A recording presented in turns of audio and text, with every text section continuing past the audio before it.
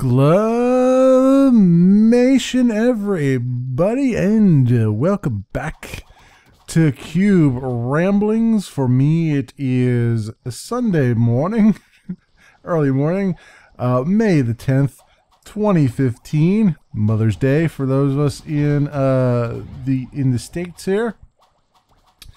Hope everyone has had an excellent week.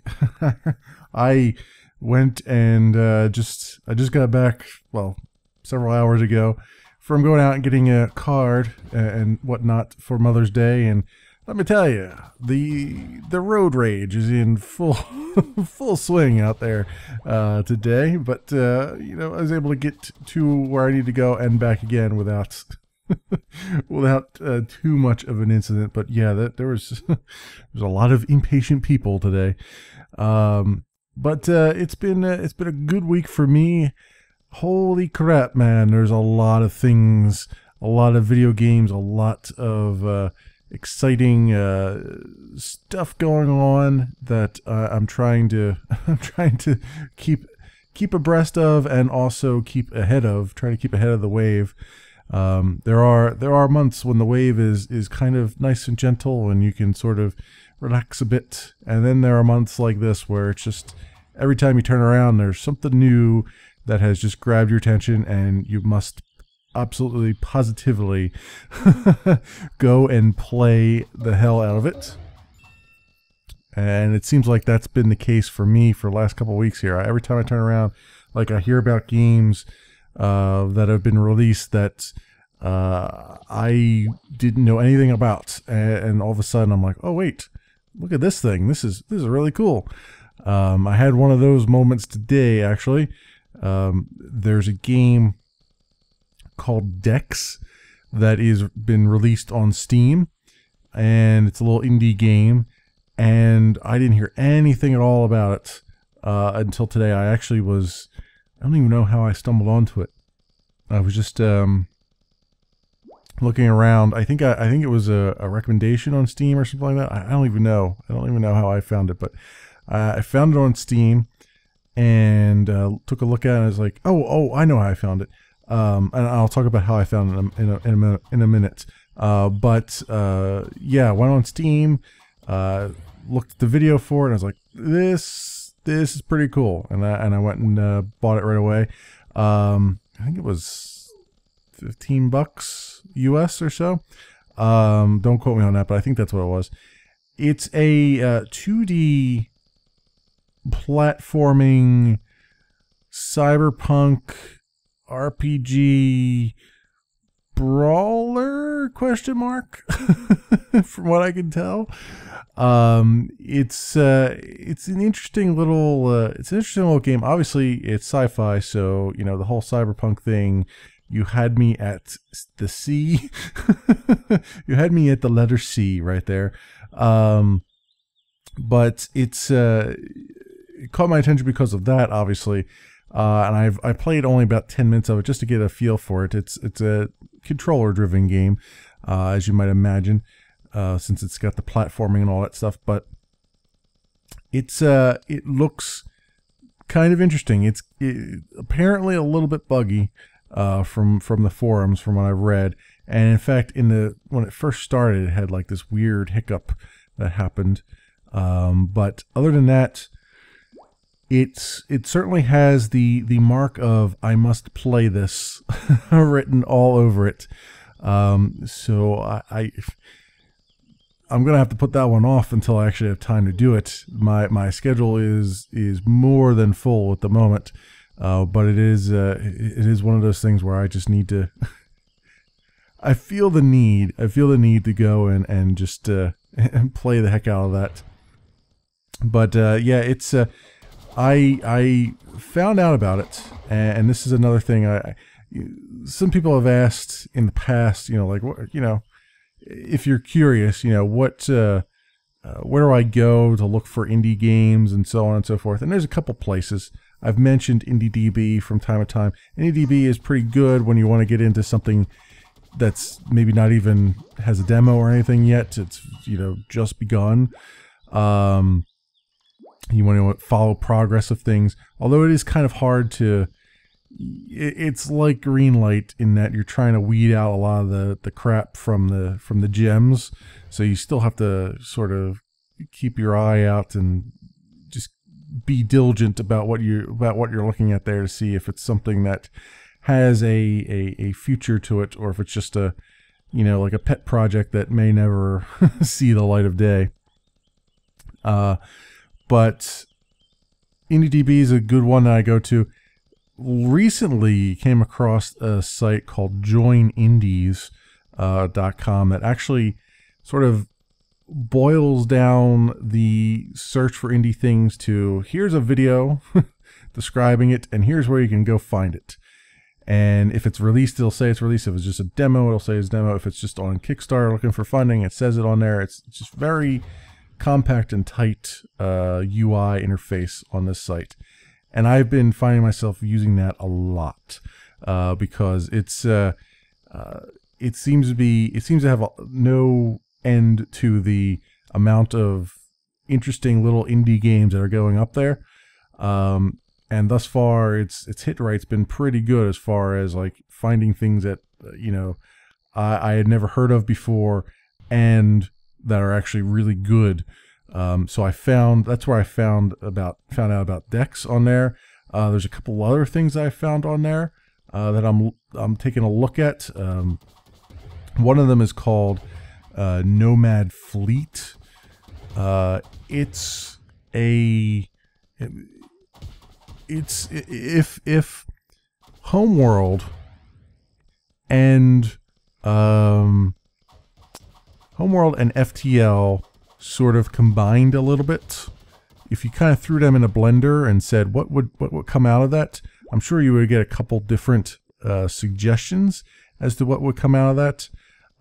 In this particular case, it's Nomad Fleet is it's got all the same sort of UI and movement ability that Homeworld had. So there's like a tactical map, and you can order your troops around on it, order your ships around on it. Your ships are persistent. You take them with you from one jump to the next. You can hang around and mine out resources. You spend resources to build your ships. There are, you know, you've got a home. What was it? Mothership.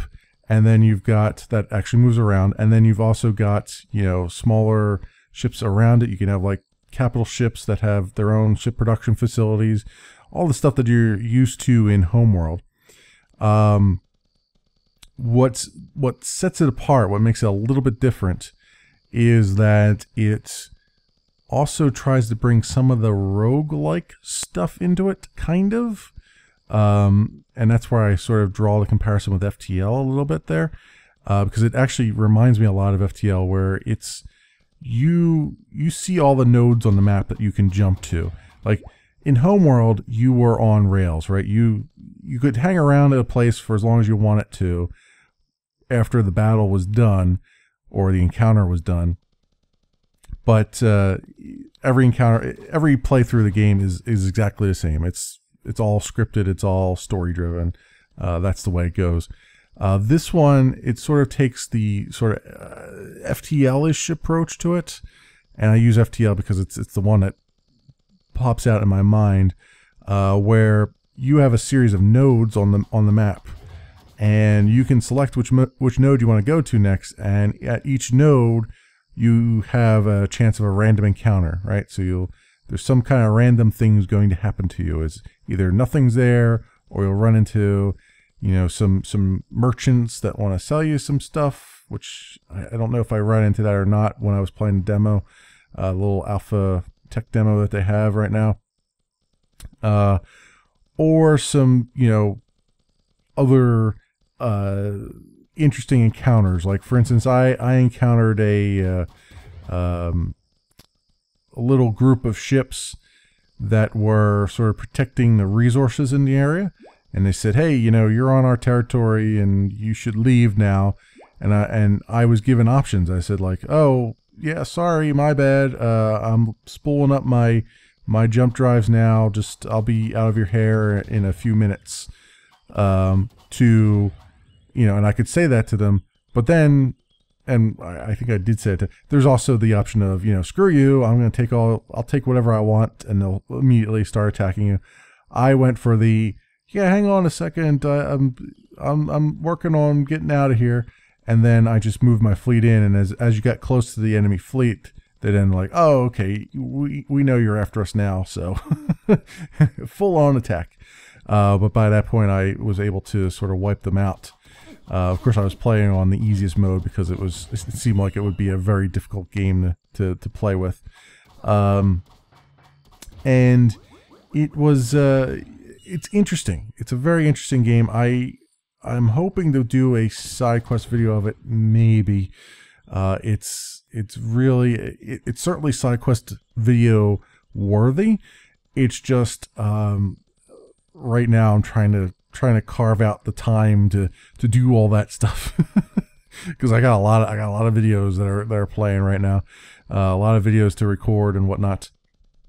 So I'm trying to make sure that I want to have some time for it. So I'll see what I can do there, see what I can swing as far as the time goes with that. But I would like to show that off in a side quest video. I feel like they're on a good track with it. The dev is on a good track with it, but it feels like it needs to distinguish itself a little bit more than what it's doing. It's on the right track. I like the idea that they took Homeworld and they said, you know what? What if we let the player decide where they want to go, and what if we, you know, still had the sort of overarching story kind of thing, but we threw in random encounters and stuff. And I like that, but I feel like they still need to go a little bit further, because right now it's not quite different enough from Homeworld to really stand out from the pack. And that said, very early alpha that I'm playing of it, that they have up on IndieDB for it, and it's got some obvious missing things, like for instance, the camera controls are pretty bad right now. Very early, as I said, and I spent all my time really in a tactical view, moving my ships around there because it was easier to move around and see what was going on, and then also, you know, there's no grouping of units yet, and when you have a lot of small units clustered with a lot of large units, you need fleets and other grouping mechanisms, and that's not in there yet, but of course it's still, you know, extremely early. But I'd like to do a video on that and show you what's there, so and then talk about it some more as I do it. But that's something that will be coming up. Hopefully, I would like to do that this week. I wanted to do it actually last week, but so many releases, so little time is what ended up happening there. Wolfenstein: The Old Blood released this week, and I have been playing through it. I'm about 2 hours into it now, I would say. I've got 4 videos ready to go. The first one went up yesterday.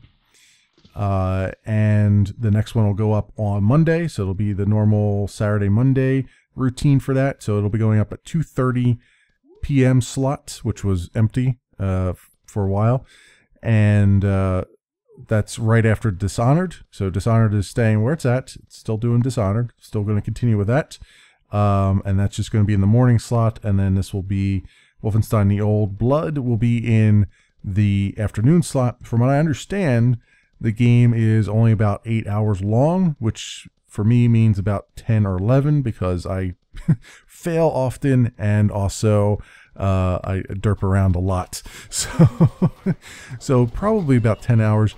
I don't remember how long the first game was. I remember that it was, I did 23 episodes of it. So I want to say the first game was maybe 20 hours for me, but I'm not entirely sure. I don't remember offhand.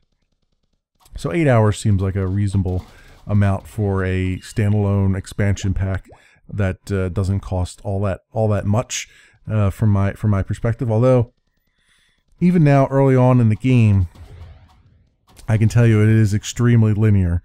There was some, and I'll link you to where am I linking you to for that? Do I have a link on here for that? I'll link you to one of the sites that does a review for Wolfenstein: The Old Blood. I think most of them have said, yeah, it's decent. It's okay if you want more of the same of what was in the New Order, but nothing really groundbreaking, which is fine. I think the only one that I've seen so far that didn't recommend it is Kotaku. They're like, no, don't pick this up. It's crap. You don't want it. I honestly, having read a little bit of that review, I don't know if we were playing the same game or not.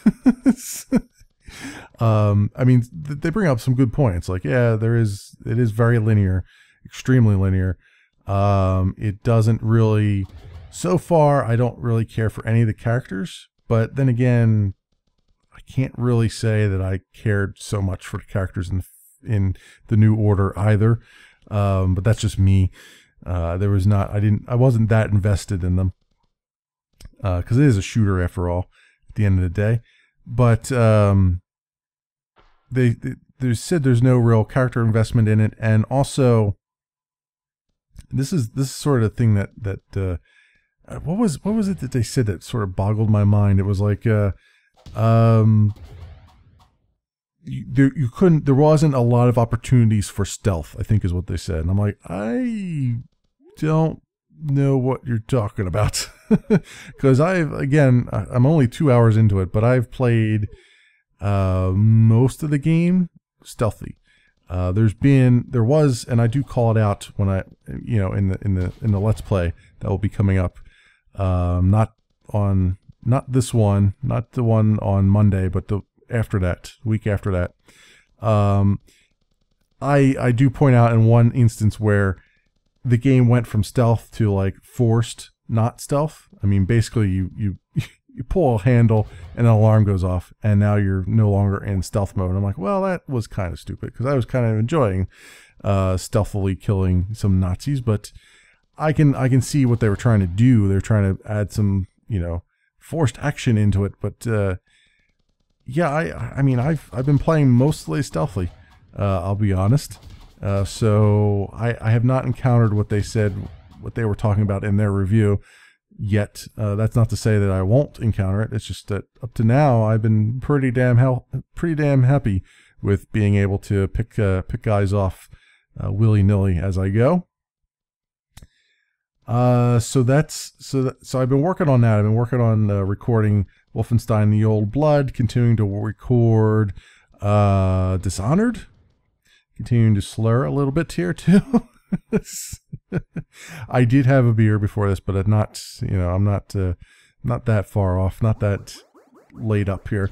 For some reason, here's where I'm coming from. I have recorded, I think, 4 different videos, 4 different series today. Videos for 4 different series today. So I am running a little bit on empty. I'll put that out for you. I'm also, but having said that, I'm doing pretty well. My voice is actually holding up rather well, I would say, at this point. So I think everything's pretty good right now.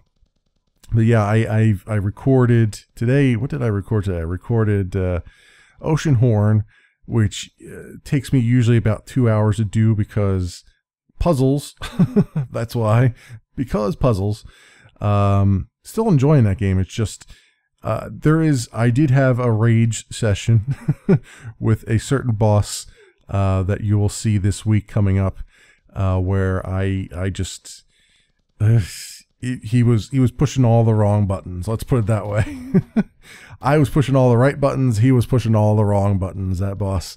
So there, you'll hear me a slightly ragey, not full on screaming rage. I don't do that, but I do tend to get a little bit, as Toad has said in live streams, I get a little bit PSJ salt, if you will. little bit of a Paul Soares Jr. going on, which I get compared to quite a bit, which is not an unfair comparison. I just, you know, I don't not welcome it, but that's there's quite a bit of that coming up in my next Oceanhorn video, or one of them this week. I don't know which one yet, because I got 2 hours I got to condense down of me failing and then trying to figure out what to do next and figuring out puzzles and all that stuff. So I recorded that, and I recorded 2 more episodes of Wolfenstein: The Old Blood. So I'm ready to go for another week on that, and recorded some Void Expanse. So that will be, I'll have to edit that after this, and that'll be going up after this as normal on its normal Sunday slot, hopefully, if everything goes well and I don't fall asleep while trying to render it, so on and so forth. So you can expect that as well. And then what else did I record today? I feel like I recorded something else. I did Oceanhorn, I did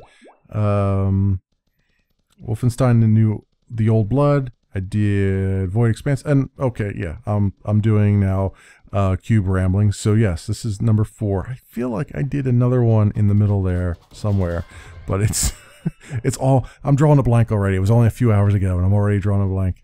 But yeah, did all that. Also, I did the live stream on Friday. I did not go back into Titan Souls. Instead, I played Westerado Double Barreled, which looks like it's going to be a shorter game than I actually thought. I didn't realize it was quite as short, but I live streamed for an hour and a half, and the game tells me I'm already 53% through it. So that's a thing. That's fine. I didn't think it was that short a game, but I knew it was a short game, but I didn't realize it was that short. But if that holds up true, then perhaps one more live stream of that on the next live stream next Friday, or this Friday, since it's technically Sunday right now. Perhaps I'll get all the way through that, and I'm doing a different way of recording that.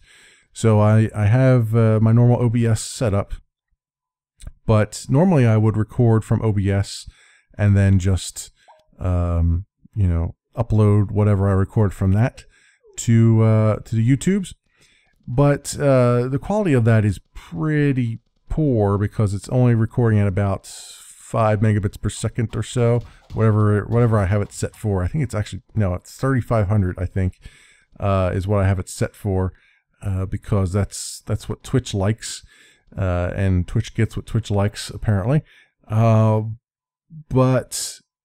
that is woefully under pixelated. That's kind of pixelated when it comes to the YouTubes and whatnot. You can see a noticeable quality difference in there. So what I was trying to do was to record it through DxTory, and I think I succeeded. What I did was I had DxTory normally, you know, I use that to stream it out to memory, and then from there OBS picks it up in memory and then streams it out to the live stream service, to Twitch or whatever else I have it linked into.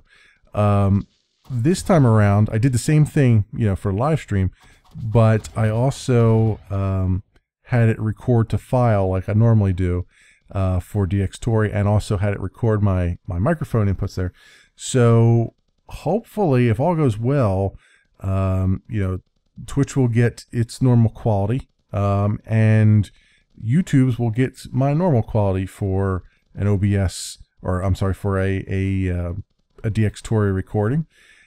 So that might be a good thing. I mean, I purposely did it. I wanted to do it for a while, but I purposely did it with a game that wouldn't tax my system, because the last time I tried it, I couldn't get both the live stream and the live recording to work well in DxTory. It was just there was a lot of FPS drops in there, and I don't know how well it actually turned out. I only listened to like a few minutes of it, and it seemed like the first few minutes seemed like they worked out okay, but that we shall see what the final quality of that is. I'm enjoying that game. It's really cool. It's a 2D, very pixel art, very pixel art game. If you don't like the really rough pixel art, you may not enjoy this too much from an aesthetic perspective. But it's you are basically a farmhand, and your ranch, your family home gets burned down. Your mother and your brother get killed, and you are on a revenge course to try to find out who killed them, and then take that gangster out. Along the way, you run quests for the various citizens around in the areas surrounding your once home, and you get money. There's an ability to actually buy a house in town, it seems like, from what I could see in there. And you are basically, it's the West rules, right? You go around and you run these quests. If you succeed, the quest givers will usually tell you clues about who you're trying to get revenge on, and then eventually you can go find that person and apparently do your business. Along the way, kind of the crutch of the game, if you will, or the hook, if you will, is that you have a 6-shooter, and you've got to really manage it. It's like one click to, or you have to hit the right bumper to raise your weapon. Then you have to use the right trigger once to actually load, and to spin the which would do's it around so that a bullet is loaded, and then once more to actually fire it, and then you have to use the left trigger to reload, and you can only reload one bullet at a time, and so on and so forth. It's pretty challenging. There's like stagecoach levels in it that you have to defend a stagecoach from robbers who are trying to steal packages, and you have to kill them before they get 4 packages, and that's really hard because it does, trying to line them up properly in that 2D plane is the thing that I'm having the most trouble with. And your character wears hats. You get up to 3 hats to wear, and the hats are your life bar. Once you lose all, when you get hit, you lose a hat. When you're no longer have any hats, you got 1 life left, and then if you get hit again, that's it. You have to restart, and you lose some cash and everything else. So there's like a banking thing there. You talk to the bankers, you can deposit some money so you don't lose all that cash while you're, if you happen to die along the way, so on and so forth. Lots of interesting gameplay there. I'm enjoying it.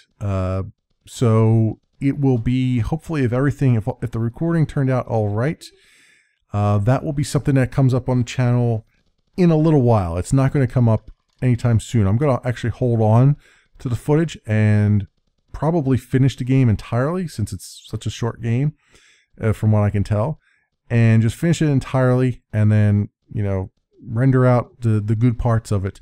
It'll still be in its entirety up on Twitch. I have to do a highlight of it to keep it up there, but it'll be up there in its entirety if you want to see the entire live stream. But I'll then go and take the recorded footage I have and edit it down like I normally would, and then I'll probably release that on YouTube, and I'll probably do it as a quick and dirty, like every single day, maybe have an episode of that up. But that's not going to be for a while because I got a lot of other things right now, a lot of other things on the schedule. So I'd rather just kind of hold off on that until I finish that game and then do it, probably. In addition to that, so what else have I been looking at? I talked about decks. I talked about Westerado double-barreled. I took another look just off camera at Hover Revolt of Gamers, which is a cartoon graphic parkour sci-fi parkour game. It's still very rough around the edges. I still can't do a video of it to show you what it looks like because it's still too rough around the edges for me. The controls are still very floaty. It just doesn't feel right yet. When you're doing a parkour game, it's very important that the controls just feel right. Like Mirror's Edge, the one that I will hold up in the limelight every time. If you can't do your controls as good as the controls were for Mirror's Edge, you're not going to do a very good job of the game, right? So hopefully they will spend a little bit more time on their control schemes and trying to get that to work out a little bit better. Because right now, like I said, it's very floaty. You end up running in, just having some general troubles, just trying to navigate sometimes. I mean, it's got some of the other mechanics in place, like the multiplayer and stuff, but there's nothing yet that makes me want to continue playing the game beyond just like a half an hour or so. Plus a lot of frustrations with the control scheme and various other things. So hopefully they continue to work on that and continue to polish that up some more, because it's I feel like personally it needs a little bit more work, needs a little bit more time in the oven. So that's kind of what I'm holding on to there. That's why I haven't done a video of that either for a while.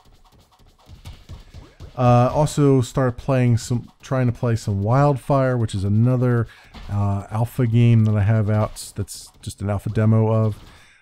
It's a 2D stealth puzzle game, and it seems to lean more towards the puzzle than the stealth. So I'm not sure how I feel about it just yet.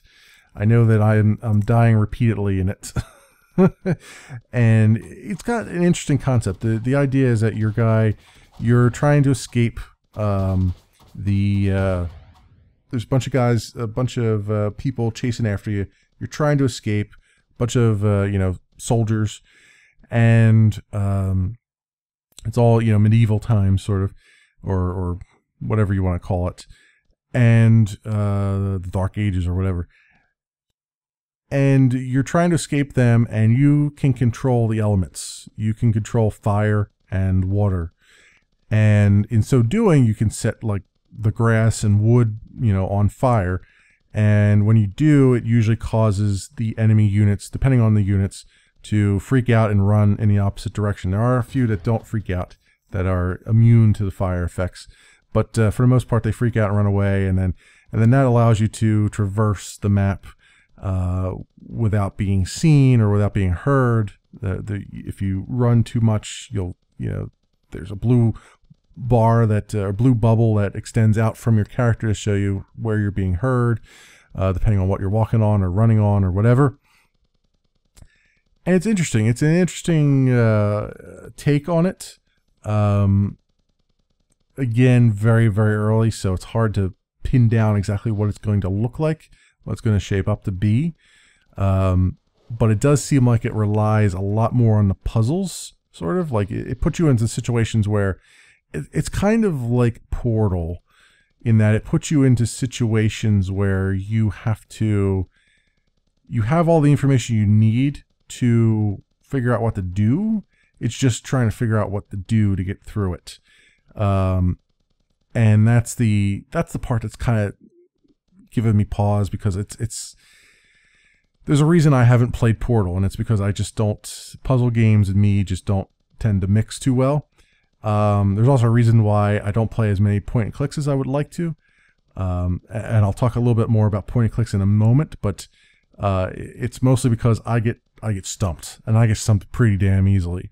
Like I can look back at some of my videos where I've gotten stumped in like Oceanhorn and stuff, and I look back and go, oh, of course that was the way to do it. But it's just, for some reason, my brain just doesn't work sometimes when it comes to puzzle games. For the most part, when it comes to puzzle games, or really any games for that matter, but mostly puzzle. So that's why I tend to give them a wide berth. But as I was mentioning, there are some point-and-click games that I have played in the past that I was able to get through and that I enjoyed. And those were the Star Trek point-and-click games, Star Trek 25th Anniversary and Star Trek Judgment Rights. Two actually really fantastic games. I did have Star Trek: A Final Unity for a little bit. It was a slightly bootleg copy, if you will. And I played a little bit of that. But that was, I did get into a couple situations there where I was like, I have no idea what to do next, you know. Whereas with the original series ones, the Star Trek 25th Anniversary and the Judgment Rights, I don't recall ever getting into a situation where I didn't know what to do. And that's why I kind of like those point and clicks more than anything else. A lot of point and clicks fall into the pattern of, well, you know, if at first you don't succeed, try again. In fact, I see that with, I've been watching Jesse Cox play through the Book of Unwritten Tales 2, I think it is. And the thing that jumps out the most about that game to me is that you have to click on things 3 or 4 or 5 times before they actually mean something. Like before you can go on, right? And that to me has always put me off quite a bit about things, because there's an old saying. It's like, if I'm not going to get the saying correct, but it's something to the effect of, only someone who's only an insane person attempts the same thing twice, expecting a different outcome, or something to that nature, right? And so when a point and click requires you to click something 3 or 4 or 5 times before it unlocks the next part of, oh, here's your next clue, or here's how you have to do it, it feels like it's just being insane for insane sake. So games that require me to do that often trip me up a lot, and games that require a sort like a leap of logic also tend to be ones that I stay away from, because I can't make that leap sometimes. I need my characters to be smart, right? I need them to tell me the information that's there and give me a little hint, right? If they're not going to do that, if they're just going to say like, oh, you should have known to combine the grappling hook with the box of chocolates, because that would then give you access to the lion's den, and you know, it'll distract the lion by having him run back and forth. I'm like, how would you even, like, who the hell would look at a box of chocolates and go, oh yeah, you know, that lion down there would love that, right? It's just, some of them require these leaps of ridiculousness. I'm like, it's not even that they require the leaps of logic. It's more like they require you to basically click on every single thing, and sometimes click on every single thing more than once, before you can actually move further. And I think that's the point that a lot of those games lose me, is like, hey, you know what? Why don't you make it slightly more obvious? Why don't you make it so that a normal person can look at this and reason it out and figure out what they need to do? And I really do believe that as far as point and clicks go, the Star Trek games, the original, Star Trek, the 25th Anniversary and Judgment Rights, I really do feel like they are the standout ones in my mind that do it right. That said, the other reason I bring those up is, along with those two games, there goes Starfleet Academy. Okay, let's try that sentence again, because that didn't make any sense. Along with those two games, another Star Trek game, Starfleet Academy, joins them in being released on GOG for the first time. It's first 3 Star Trek games that GOG has ever released. I used to get really bummed out when I'd go on GOG and do a search for Star Trek and be like, nope, nothing at all. And now it comes back with 3 results. So you got Star Trek 25th Anniversary, Star Trek Judgment Rights, and Star Trek Starfleet Academy, which was the full motion video game that had William Shatner and George Takei in it, as well as that other guy that I've seen around, but I don't remember his name, and several other actors. I believe David Warner's son, played the main role in it. So that's a thing. And in that game, you actually go through and you basically go through the Starfleet Academy trials and learn how to become a starship captain. You also get to do the Kobayashi Maru and come up with your own way of defeating the unwinnable situation, or just accepting the unwinnable situation, whatever the case may be. So those games are now on GOG, the first 3 Star Trek games to be on GOG, so I'm hoping that means we'll get another rash of more Star Trek games on there. I'm really hoping that somebody goes by and grabs, Birth of the Federation and Away Team and makes them work on 64-bit systems. That's what I'm really hoping for, because right now, if I want to play Away Team or Birth of the Federation, I gotta fire up a virtual machine running like Windows XP or something just to play them. You can play it on Windows 7 if you're not using the 64-bit version of Windows 7 like me. I'm on the 64-bit version, so they don't have the 32-bit, or in this case, they do have the 32-bit. They don't have the 16-bit compatibility in the 64-bit versions of Windows. So I can't run things in compatibility mode that require 16-bit processors, which sucks. Sucks entirely. So that's why I have to fire up a virtual machine if I want to play those games. So I'm hoping maybe this will be their kick to actually go and pick up some of those. A few others have suggested like the Elite Force games, which is fine. I wouldn't mind those on GOG either.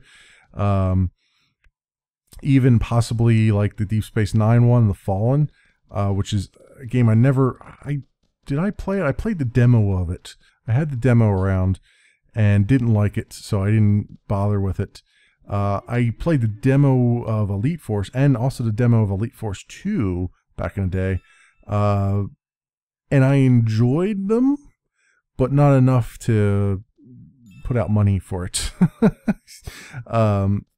Nowadays, maybe I would. I'm not sure. At least for Elite Force, anyway. I'm not sure about DS9 The Fallen. It got very mixed reviews, and for all the right reasons, it got very mixed reviews. But being a Trekkie, I need all those things, and I have actually I actually do have 25th Anniversary on a disc. It was on an anthology disc, along with a few other things like the original Wing Commander and stuff like that.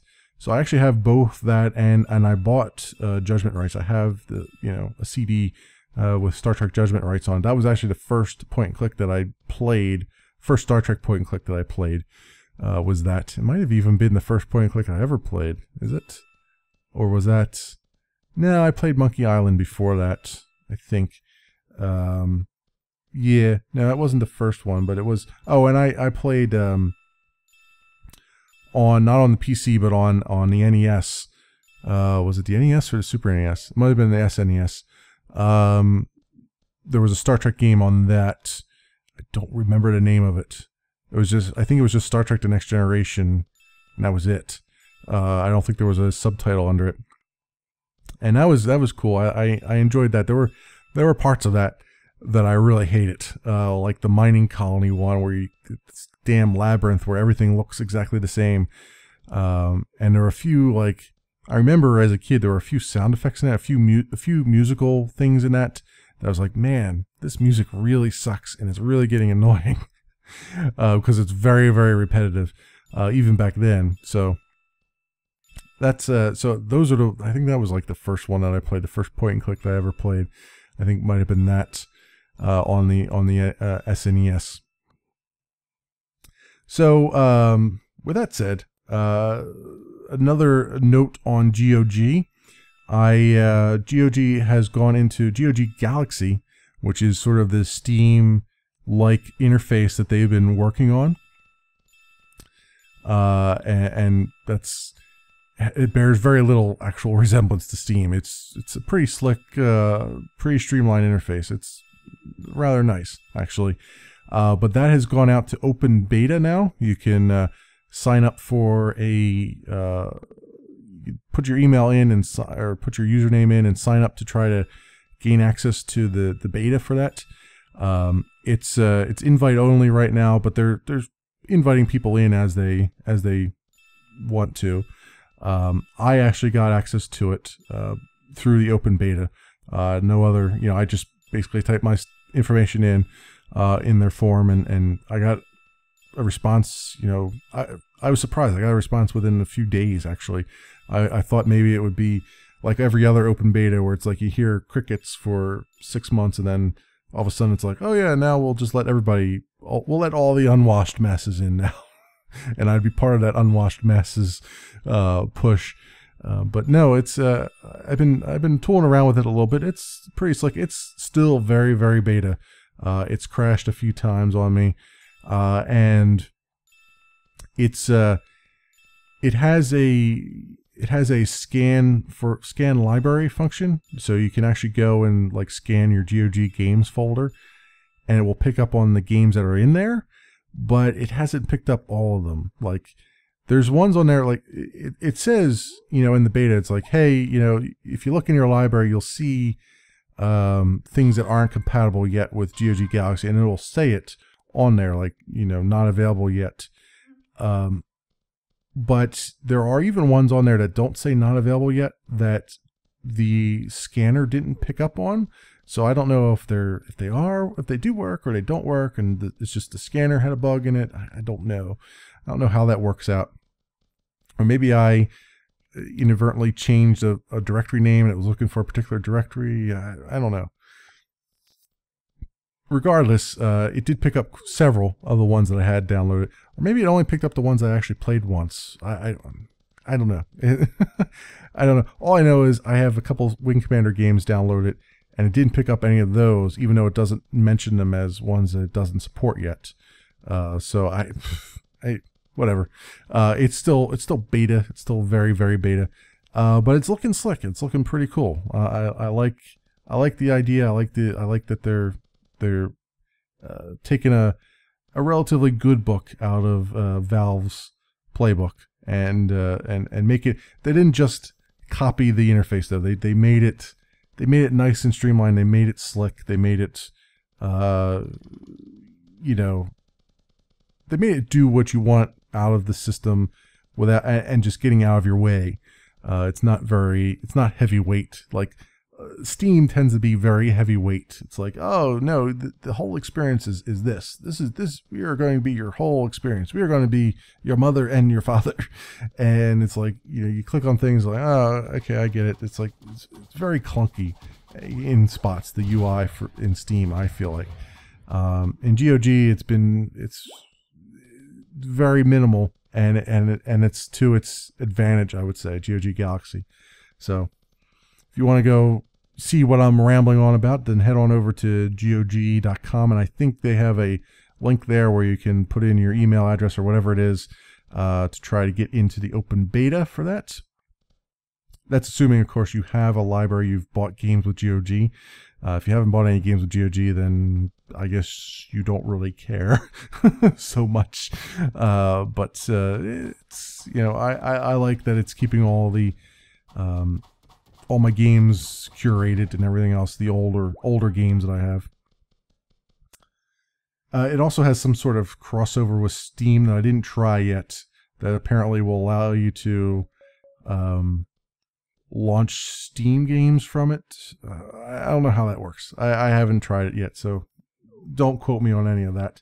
But apparently it was supposed to have that, so I read it in one of the release notes or in the article or whatever about it. So that is out there. That's another thing to keep an eye on, especially the Star Trek games. If you are a Trekkie like me and you want to know what I am waxing prophetic about as far as the games go, you might want to go take a look at that as well on GOG. Those are on the front page, by the way. They were only, I think, $5 US, so a piece. So a steal, as if I've ever seen one in my life. And so speaking of some of the older games, Mirror's Edge 2. I have been waiting patiently, waiting with bated breath to find out more information about it. I'll link you to a Rock Paper Shotgun article. Basically, the information we've gotten is that it will probably be coming out in the first quarter of 2016, somewhere between January and March of 2016, which sounds really awesome. There's also, I really am linking you to that article because it has an embed of the trailer that we have, behind the scenes trailer that we have of Mirror's Edge 2. And you get to see all the parkour moves and stuff that they were working on in the early prototypes. So any little tidbits of information I can see on Mirror's Edge, I will be relating on. I'm psyched up for it. I can't wait. I loved the original. I played through the original on my channel. You can go back and take a look at that if you're morbidly curious. But I really enjoyed that. I enjoyed the control scheme for it. I was able to pick it up relatively fast. It took me a little bit of time to pick up some of the maneuvers and moves that Faith does when I was doing the little training area at the beginning. But when I first played the game, that is. But after you get it down, after you get the flow down, it's really easy. It's really simple. Really, the controls are what they should be, and I'm hoping that it looks like in Mirror's Edge 2 they've made it even better. The one failure with the first Mirror's Edge was the cops and the AI mechanic in that. The cops there were points in that game where it was like, you have to shoot these cops, or you have to shoot stuff, and whenever you did, it was very, very clunky. Like, you could tell that it was not really meant to be a first-person shooter, and they didn't really, those things were sort of bolted in there. But it sounds like in the new one, it's going to be straight on, like you can jump on a cop and just knock them down and keep on moving and knock them out right away. You don't have to pick up their guns anymore to do any kind of damage unless you want to. So that all sounds really fantastic, and I cannot wait. Cannot wait. We'll be playing the hell out of that and pre-ordering it whenever I can, as soon as I can.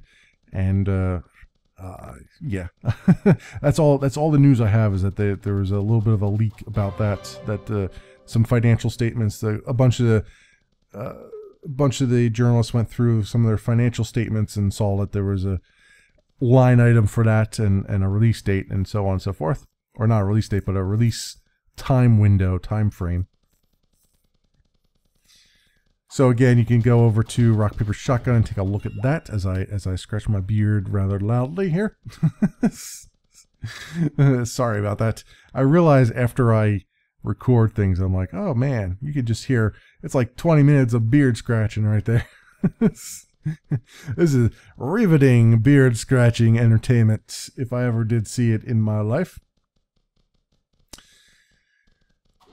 And what else we have on the list here? Just going through my old list of things here. So obviously I have this still on here because I didn't talk about it, but yeah, Valve changed course on paid mods and took them off the delisted them all for now, and shut that down for now.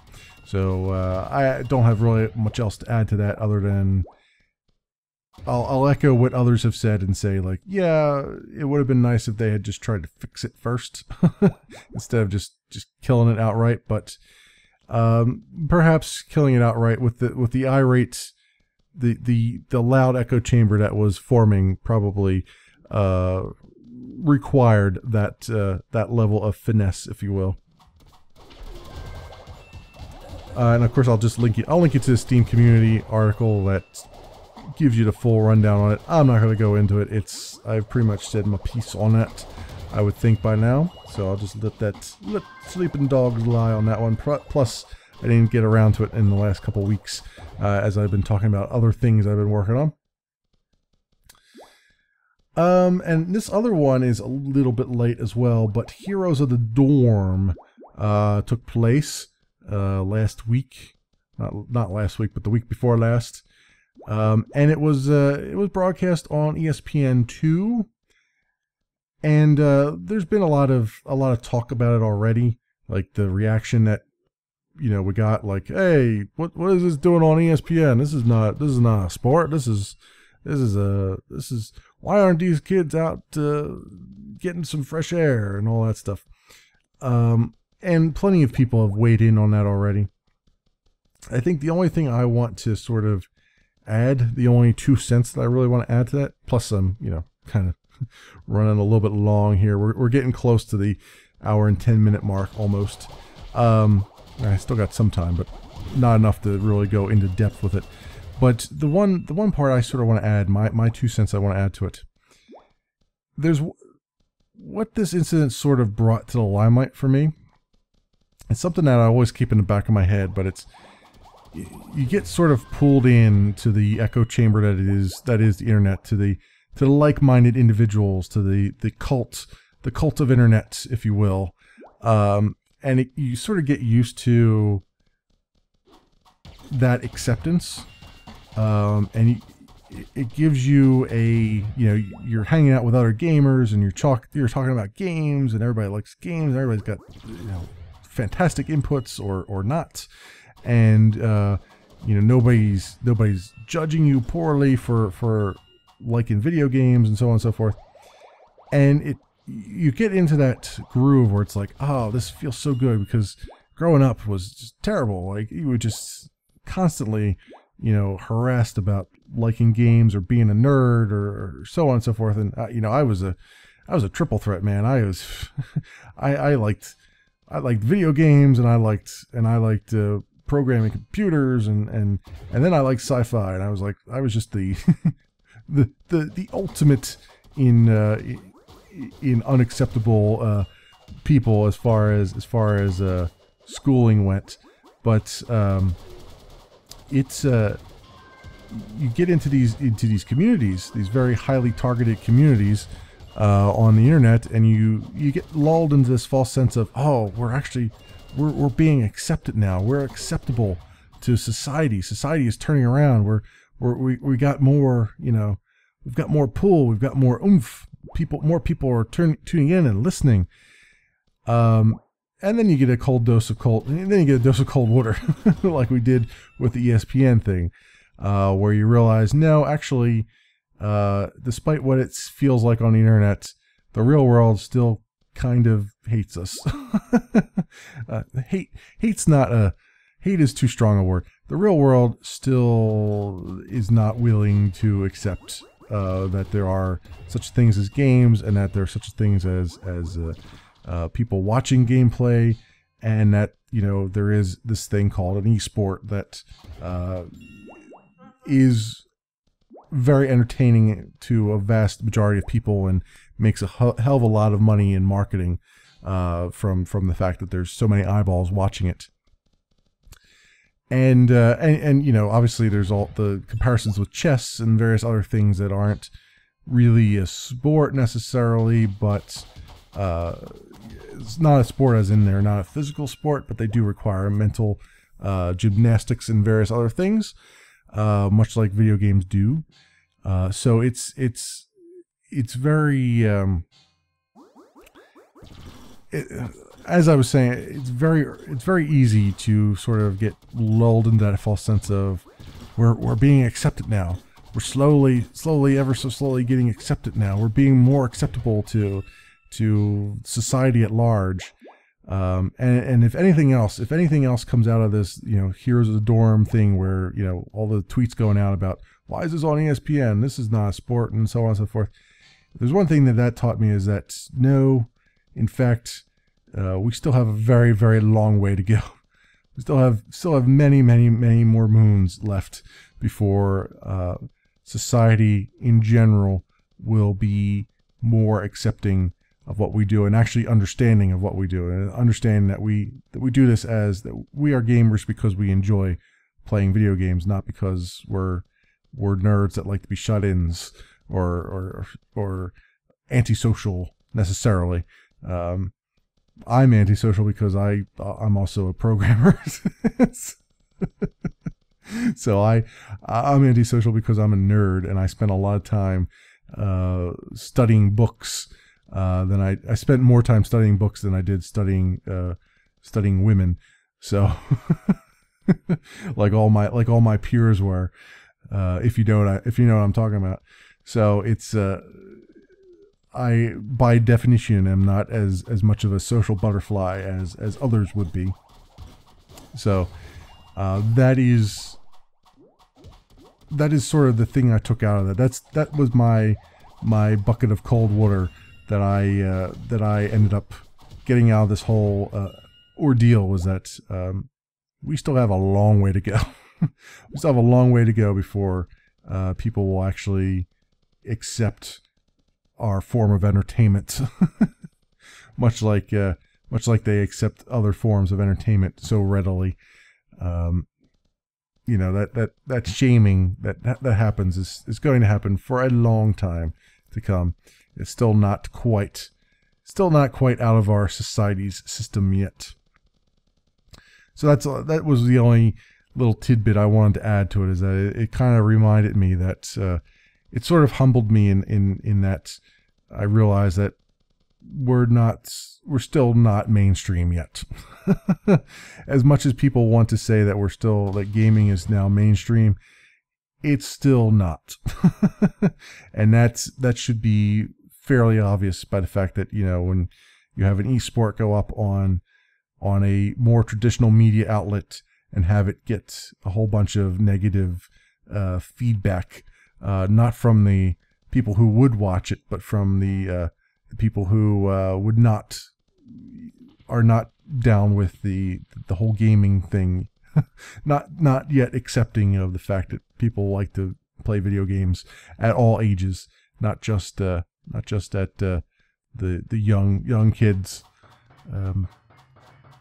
But I digress with that. That is all I can really add to that particular conversation, I would say.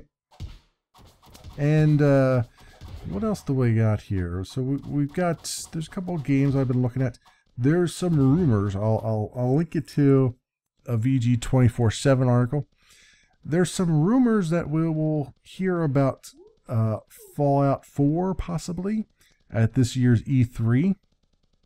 There are also rumors that Dishonored 2, which has been rumored to exist, will not be shown at E3.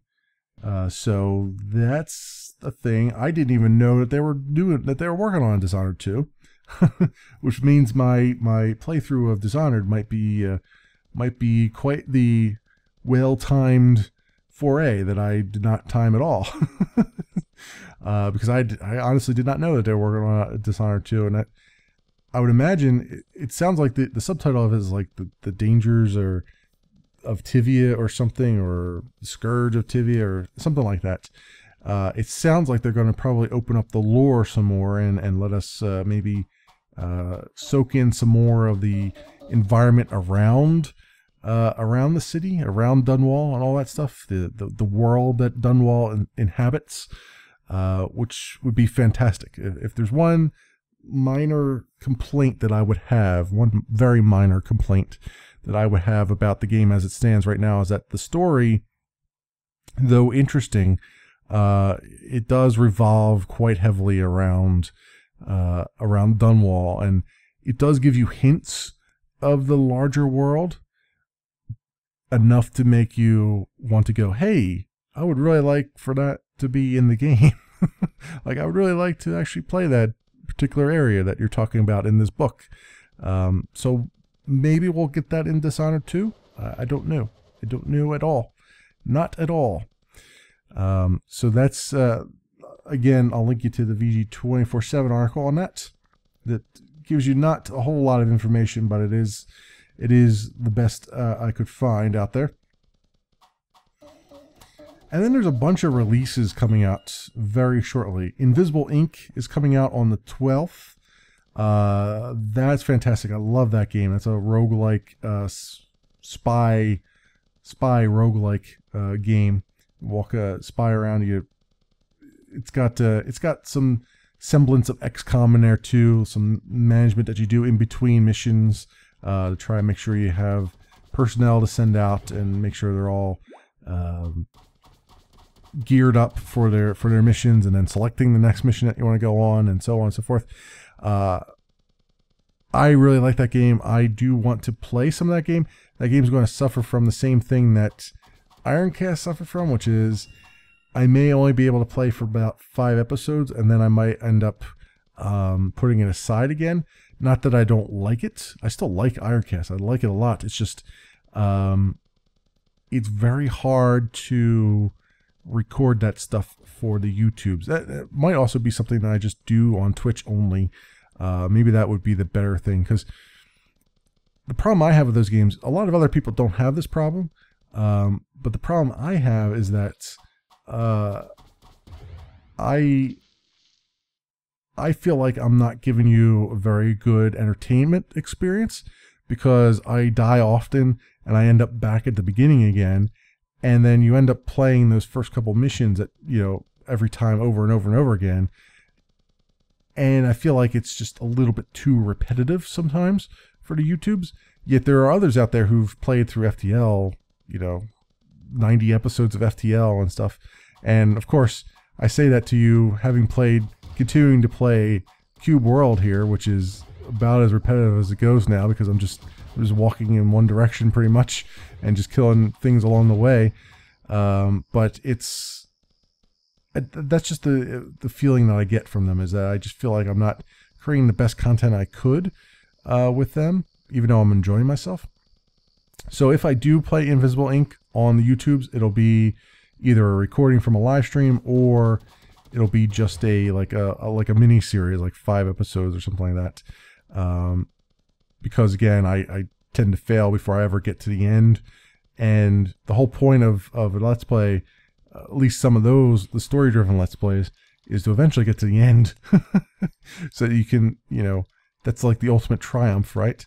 And if you're constantly getting killed and sent back to level 1, that can get a bit ponderous after a while, I would imagine. At least to me, anyway. Maybe it's not ponderous to other people, but to me it would be, and I would feel like I'm not creating the best content I could. So that's why if I do Invisible Ink on the YouTubes, it'll be like a small series probably, just like what I did for Ironcast. Really, is that like I did like 5 episodes of it, and I think I'm pretty well good on that. I would like to revisit it at some point, but if I do, I'll revisit it when I'm much further along in the game, to a point where I maybe even to the boss or something like that, or very close to making my way to the boss. So those are things, all of those are things that I have been looking at and working on, and doing various other things, trying to keep up to date on. Got a lot of different videos going on the channel right now. We've got City Skylines I have to still record for this week. We've got Oceanhorn, which I've recorded for this week already. We've got the Wolfenstein The Old Blood, which is on Saturdays and Mondays. Oceanhorn and City Skylines are on Tuesdays and Thursdays. And then on Saturday and Monday is Wolfenstein The New Order, or I'm sorry, Wolfenstein The Old Blood, and Dishonored, and those will continue. And then Wednesdays and Fridays is the Spatials, which will continue for until I reach the end game of that, pretty much. And what do I have playing alongside that? It's the Spatials and Chroma Squad, which I've been having lots of fun in Chroma Squad. I feel like, did I record? No, I didn't record Chroma Squad today. I recorded. I feel like I recorded another 2 episodes at some point, but yeah, that is I'm really enjoying that too. That's a nice little tongue-in-cheek thing, you know, just to have a little bit of fun, you know, bashing a few minion heads and so on and so forth. So I think it's all cool things. I'm really enjoying everything that's on the channel. There's a lot going on the channel. There's a lot of recording that I'm trying to do, but I've got sort of a pattern down. I've got you know, a schedule going as far as recording goes. I've always had a schedule, but a schedule going as far as recording goes. So I'm able to get through most of those. There will be the occasional I couldn't get this done, but for the most part, I think all my series are going to be pretty solid for a while.